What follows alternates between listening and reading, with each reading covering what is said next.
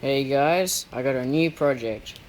It's the RC car, powered by a 31cc Ryobi whip snipper, or weed whacker for you American people.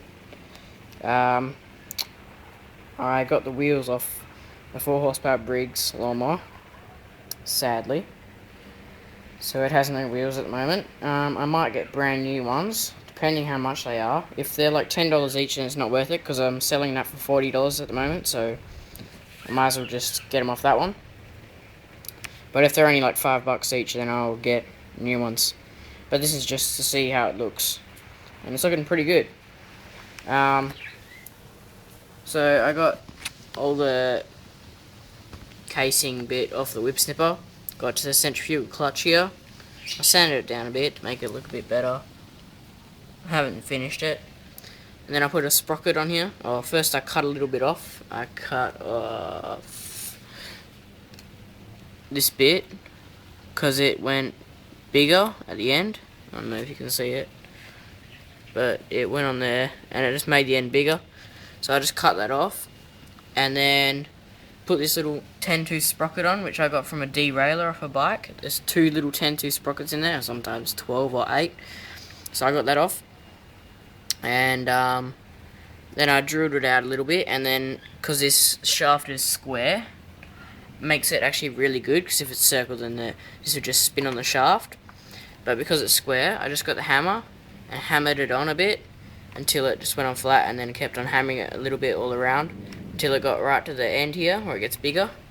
And yeah, because it's square, this sprocket moves. I might just put a little bit of JB Weld around there just to be sure, but I don't think that sprocket's going to move much. And then it goes back to a 36 or tooth sprocket there. I'm just going to make up a plate that goes around here, and then that will mount onto the shaft. And then I got lawnmower wheels, which I don't know, I haven't measured it yet, but they take like quite a small screw, yeah, on there, so that'll be easy to get. Though that sprocket I got off a bicycle as well, because it's 41 tooth, that little sprocket. It'll cost me a fortune to get a 41 tooth, 36 tooth or whatever. And then I got more of them. I got this one, it's pretty nice, but it doesn't fit on those wheels. It was like just about the same size as the wheel.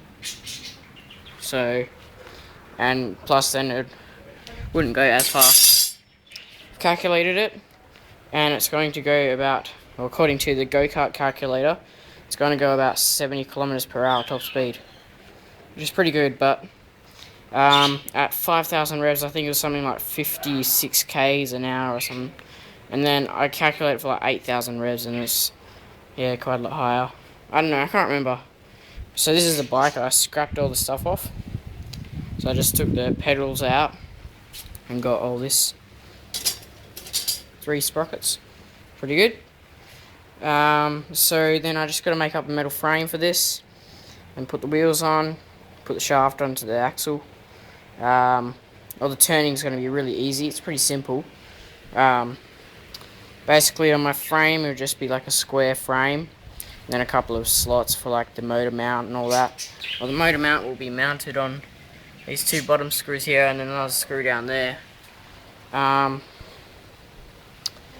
And yeah, it's just be like a rectangle frame. Sorry about that. It's 80 centimeters long from like the back of the wheel to the front of the wheel, and then it is, I think, 45 or 42 or something wide. I'll double check that and make up plans and stuff.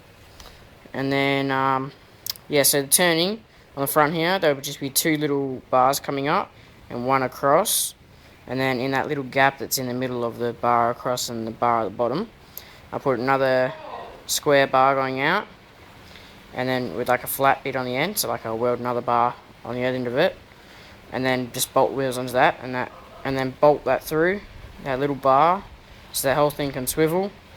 Then mount a little bar out again, like a little thin bit out on either side, connect it with 1 big rod, and then the servo will be there and connect it up to that rod, so when the servo goes, it pushes it like that, which will then push the wheels like that.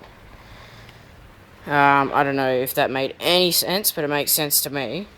So yeah, it should be pretty good and quite a lot of fun. So there is the car. It looks wicked. I think they're 6-inch tyres and they're 8-inch, I'm pretty sure. And yeah, that's the homemade RC car with 31cc Ryobi whip snipper engine. Have more progress in a couple of days getting the live axle set up, and then the frame I'll probably make next week. So yeah, see you later.